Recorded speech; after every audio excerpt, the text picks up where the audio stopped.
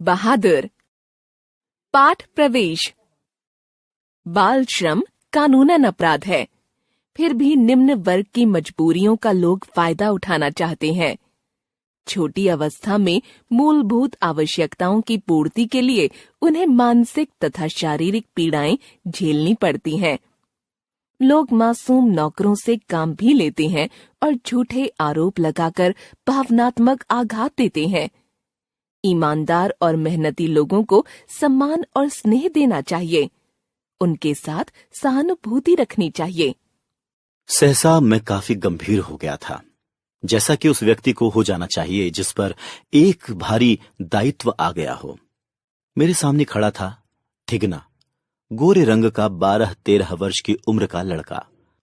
खाकी नेकर और सफेद कमीज पहने था। उसे मेरे साले साहब लेकर आए थे। निर्मला चमकती दृष्टि से कभी लड़के को देखती, कभी मुझको और कभी अपने भाई को। नौकर रखना कई कारणों से बहुत जरूरी हो गया था। मेरे सभी भाई और रिश्तेदार अच्छे ओहदों पर थे और उन सभी के यहां नौकर थे। मैं जब बहन की शादी में घर गया तो वहां नौकर का सुख देखा था, और फिर निर्मला की तबीयत भी अक्सर खराब हो जाया करती थी। तुम्हारा नाम क्या है जी? मैंने पूछा। दिल बहादुर साहब। उसके स्वर में मीठी झंझनाहट थी।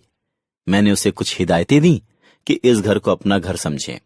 अगर यहां रह गया तो ढंग शऊर सीख जाएगा, घर के लड़कों की तरह पढ़ लिख जाएगा और जिंदगी सुधर जाएगी।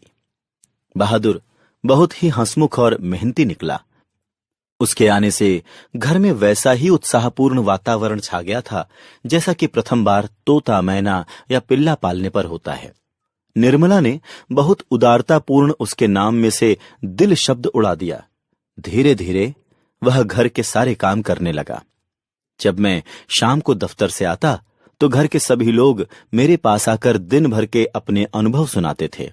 बाद में वह भी आता था। कई बार मेरी ओर देखकर सिर झुका लेता और धीरे धीरे मुस्कुराने लगता। निर्मला कभी कभी उससे पूछती थी, बहादुर, क्या तुम्हें अपनी माँ की याद आती है? नहीं। क्यों? निर्मला ने पूछा। वह मारती थी।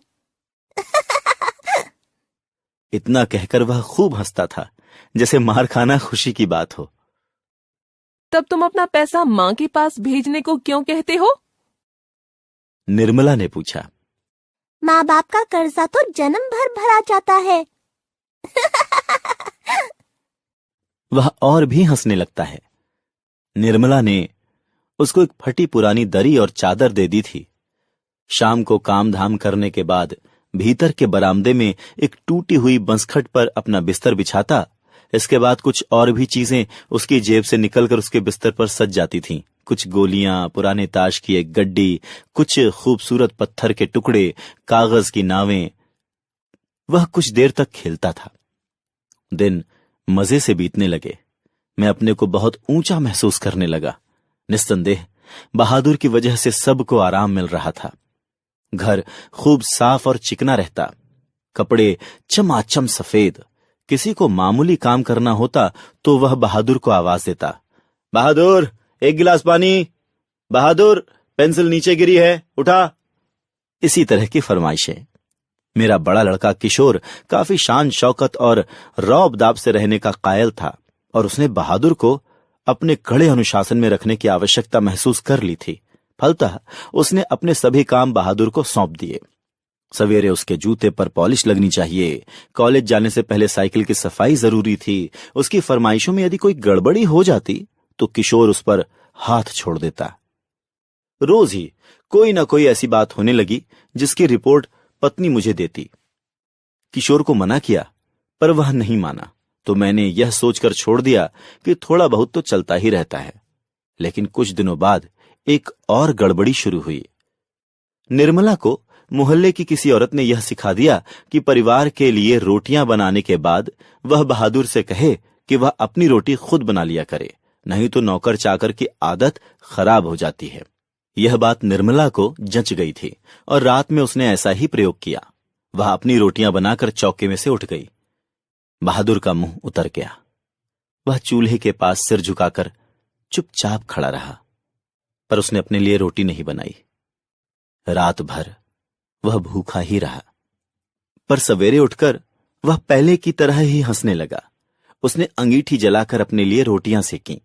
अपनी बनाई मोटी और भद्दी रोटी को देखकर वह खिलखिलाने लगा। फिर रात की बची हुई सब्जी से उसने खाना खा लिया। लेकिन निर्मला का हाथ खुल गया। बहादुर से कोई भी गलती होती तो वह उस पर हाथ चला देती। उसको मारने वाले अब घर में 2 व्यक्ति हो गए थे और कभी कभी एक गलती के लिए उसको दोनों मारते। मैं कभी कभी इसको रोकना चाहता, फिर यह सोचकर चुप लगा जाता कि नौकर चाकर तो मारपीट खाते ही रहते हैं। बरसात बीत गई थी।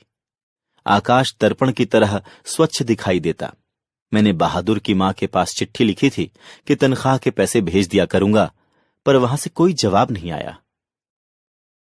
फिर मैंने बहादुर से कह दिया था कि उसका पैसा मेरे पास जमा रहेगा, जब घर जाएगा तो लेता जाएगा। एक दिन रविवार को मेरी पत्नी के रिश्तेदार आए। अचानक रिश्तेदार की पत्नी बोली, मैंने रिक्शे वाले को पैसे देने के बाद यहाँ 11 रुपये रखे थे, पता नहीं मिल नहीं रहे। जरा इससे पूछिए ना, इधर आया था फिर तेजी से बाहर चला गया। अरे नहीं, वह ऐसा नहीं है। मैंने बहादुर की ओर तिरछी दृष्टि से देखा। वह सिर झुकाकर आटा गूंथ रहा था। उसके चेहरे पर संतुष्टि एवं प्रफुल्लता थी। तुमने यहां से रुपए उठाए थे? मैंने कड़े स्वर में पूछा। मैंने नहीं लिया बाबूजी। बहादुर का मुंह काला पड़ गया। पता नहीं मुझे क्या हो गया था। मैंने सहसा उछलकर उसके गाल पर एक तमाचा जड़ दिया। मैं आशा कर रहा था कि ऐसा करने से वह बता देगा। तमाचा खाकर वह गिरते गिरते बचा। उसकी आंखों से आंसू गिरने लगे। मैंने नहीं लिया। वह सुबकता हुआ बोला। इसी समय रिश्तेदार साहब ने एक अजीब हरकत की। अच्छा छोड़िए, इसे पुलिस के पास ले जाता हूं। इतना कहकर वे बहादुर का हाथ घसीटते हुए दरवाजे के बाहर ले गए। देखो, तुम मुझे बता दो, मैं कुछ नहीं करूंगा, बल्कि तुम्हें इनाम में 2 रुपए दे दूंगा। इसके बाद निर्मला ने भी उसको डराया, धमकाया और 2-4 तमाचे जड़ दिए, पर वह नहीं नहीं करता रहा। इस घटना के बाद बहादुर काफी डांट फटकार खाने लगा। किशोर तो जैसे उसकी जान के पीछे पड़ गया था। वह उदास रहने लगा और काम में लापरवाही करने लगा था। एक दिन मैं दफ्तर से विलंब से आया। निर्मला आंगन में चुपचाप सिर पर हाथ रखकर बैठी थी। आंगन गंदा पड़ा था। बर्तन बिना मंजे मले हुए पड़े थे। बहादुर भाग गया। निर्मला मुझे देखते ही बोली। भाग गया? क्यों? मैंने पूछा। पता नहीं, आज तो कुछ हुआ भी नहीं था। वह सिलबट्टा लेकर बरामदे में रखने जा रहा था कि सिल हाथ से टूटकर गिर गई और 2 टुकड़े हो गई। शायद इसी डर से भाग गया कि सब मारेंगे। निर्मला ने बताया। कुछ ले गया? मैंने पूछा। यही तो अफसोस है, कोई अपना भी सामान नहीं ले गया है। उसके कपड़े, उसका बिस्तर, उसके जूते सभी छोड़ गया। निर्मला बोली। और वे 11 रुपए? मैंने पूछा। अरे वह सब झूठ है। मैं तो पहले से ही जानती थी कि वे लोग बच्चे को कुछ देना नहीं चाहते, इसलिए अपनी गलती और लाज छिपाने के लिए यह प्रपंच रच रहे थे। उन लोगों को क्या मैं जानती नहीं? कभी उनके रुपये रास्ते में गुम हो जाते हैं तो कभी घर में छूट जाते हैं। किशोर को भी बड़ा अफसोस है। उसने सारा शहर छान मारा, वह नहीं मिला। किशोर कहने लगा। अम्मा, एक बार भी अगर बहादुर आ जाता तो मैं उसको पकड़ लेता और कभी जाने न देता। उससे माफी मांग लेता और कभी नहीं मारता। निर्मला आंखों पर आंचल रखकर रोने लगी। सच, अब ऐसा नौकर कभी नहीं मिलेगा। मुझे एक अजीब सी लघुता का अनुभव हो रहा था। यदि मैं न मारता तो शायद वह न जाता।